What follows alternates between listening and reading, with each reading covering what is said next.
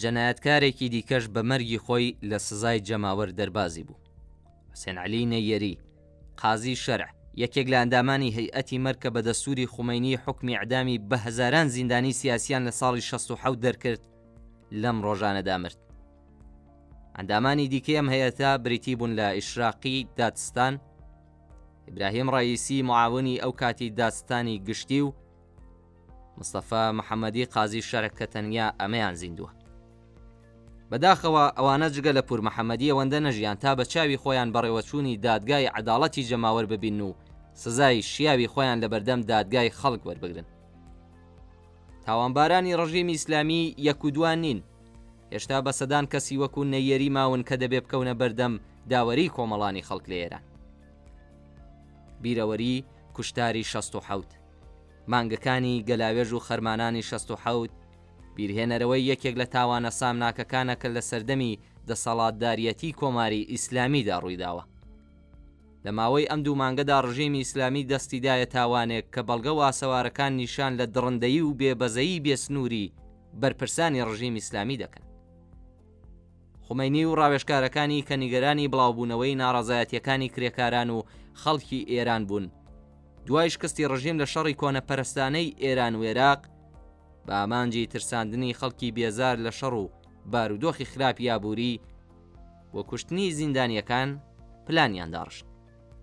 پرۆژەی کۆمەڵکوژی و کوشتاری زیندانیە سیاسیەکان لە زیندانەکانی ئێران لە ڕۆژی هەینی 28 پوشپەڕی ساڵی 67 تەنیا یەک ڕۆژ دوایەوەی جامی ژەهری پەسەندکردنی ئاگربەستیان لە شەڕی کۆنەپەرستانەی ئێران و عێراق خواردەوە، بە پێی فەرمانی خومەینی ڕێبەری ڕژیمی ئیسلامی دەستی پێکرد. جەنایەتەکانی ڕژیمی کۆماری ئیسلامی. ڕژیمی کۆماری ئیسلامی هەر لە یەکەم ڕۆژەکانی هاتنە سەرکاریەوە بەردەوام جینایەتی خوڵقاندووە و بە هەزاران ئینسانی شەریف و شۆڕژێڕ و کۆمۆنیستی تەنیا بە تاوانی دەربڕینی بیر و باوەڕیان لە مافی ژیان بێبەش کردووە.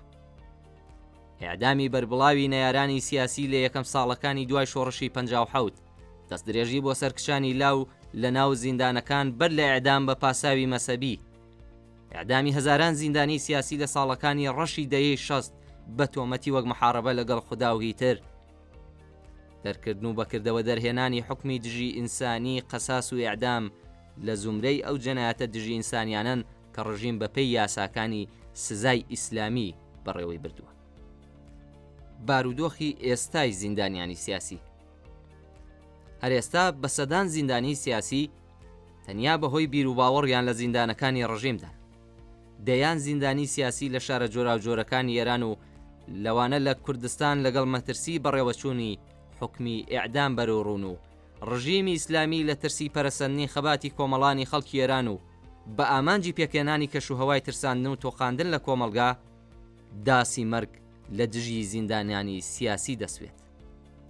بۆەوەی کە ڕژیمی جەنایەتکاری کۆماری ئیسلامی نەتوانێت دەست بۆ کارەساتی دڵتەزێنتر ببات، پێویستە خەباتی یەکگرتوانەی کۆمەڵانی خەڵکی ئازادی خواز بە دروشم و ئامانجی سیاسی ڕوون هەرچی زیاتر پەرە بسێنێت.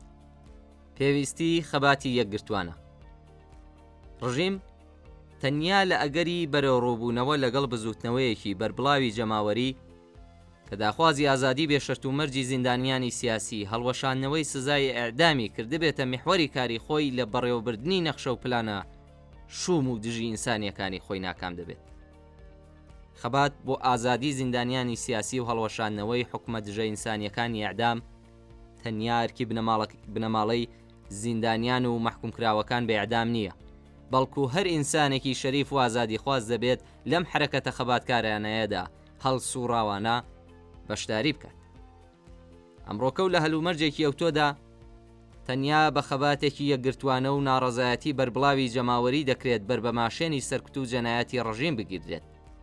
ئەگەر ڕژیم سیاسەتی گوشار بۆ سەر زیندانیانی بە ئامانجی چاوترسێنکردنی خەڵک لە دەروەی زیندانەکان خستوەتە دەستوری کاری خۆیەوە، پێویستی دیفاع لە زیندانیانی سیاسی و ناچارکردنی ڕژیم بە پاشەکشە لەم مەیدانەدا بە چەند قاد زیاد دەبێت.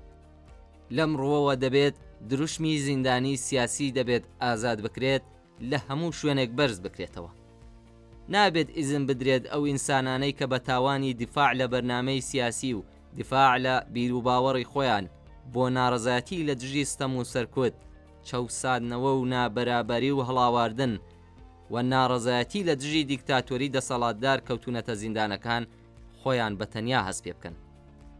زایەڵەی دەنگی ناڕەزایەتی خەڵک لە دەرەوەی زیندانەکان هێزی خۆڕاگری و ئیرادەی زیندانیەکان لە پشت میلەکانی زیندانەوە بەهێزتر و پتەوتر دەکات. داخوازی گشتی هیچ کەسێک نابێت بە تاوانی خەبات بۆ وەدەسێنانی مافی ڕەوای خۆی، بە تاوانی ناڕەزایەتی لە ئاست بێمافی و ستەمکاری، بە تاوانی بیر و باوەڕی جیاواز و چالاکی سیاسی دەستگیر و زیندانی بکرێت. ئەگەر بڕیارە کەسانێک گرفتاری بەندی زیندانەکان بن، ئەوە سەبەبکاران و پێکێنەرانی ئەو بارودۆخەی ئێستان واتە هەرە و کەسانەی کە ڕۆڵەکانی خەڵک گرفتاری بەندی زیندان دەکەن و دەیان خەنە ژێر ئەشکەنجە، ئەو کەسانەی کە جگەرگۆشەکانی خەڵک دەکوژن و لە گۆڕی بێناونیشاندا بە خاکیان دەستپێرن، ئەو کەسانەی کە سەروەت و سامانی کۆمەڵگەیان بە تاڵان بردووە و باری قورسی ڕەنج و ئازاری هەژاری و بێمافیان بەسەر و خەڵکەدا سەپاندووە. ڕژیمی دیکتاتۆری ئیسلامی ئێستا کە هەست بە گوشاری هێزی خەباتی کرێکاران و کۆمەڵانی خەڵک لەسەر خۆی دەکات، کاتێک دەبینێت کە هەڵسوڕاوان و پێشڕەوانی بزوتنەوە کۆمەڵایەتیەکان بەرد لەسەر بەردادەنێن، خۆیان گرد و کۆ دەکەن و پەیمان دەبەستن و دەیانەوێت کۆتایی بە پرش و بڵاوی ڕزەکانیان بێنن، دەست دەداتە هەر کردەوەیەکی دڕندانە و بە دەست بەسەرکردن و زیندان و ئەشکەنجەوە ئیعدام هەوڵ دەدات خەڵک چاوترسێم بکات و کۆتایی بە هەوڵ و تێکۆشانی خەباتکارانی بزوتنەوە کۆمەڵایەتیەکان بێنێت. ئێستا کە خەباتی خەڵکی ئێران بۆ ئازادی و بۆ بەهرەمەندبوون لە ژیانی شیاوی ئینسان پێی ناوەتە قۆناغێکی نوێ و خەڵکی ئازادی خواز لە دروشم و داخوازیەکانیاندا ڕژیمی ئیسلامی و یاسای دژی ئینسانیەکانیان کردووەتە ئامانج، جێگای خۆیەتی کە داخوازی ئازادی زیندانیانی سیاسی، ئازادی بێشەرت و مەرجی سیاسی ببێتە داخوازیەکی گشتی. نابێت هیچ کەسێک بە تاوانی خەبات لە پێناو بیر و باوەڕەکەیدا دەستگیر و زیندانی بکرێت. ئازادی بیر و باوەڕ دەبێت بە تەواوی و بەبێ هیچ شەرت و مەرجێک بسەلمێنرێت.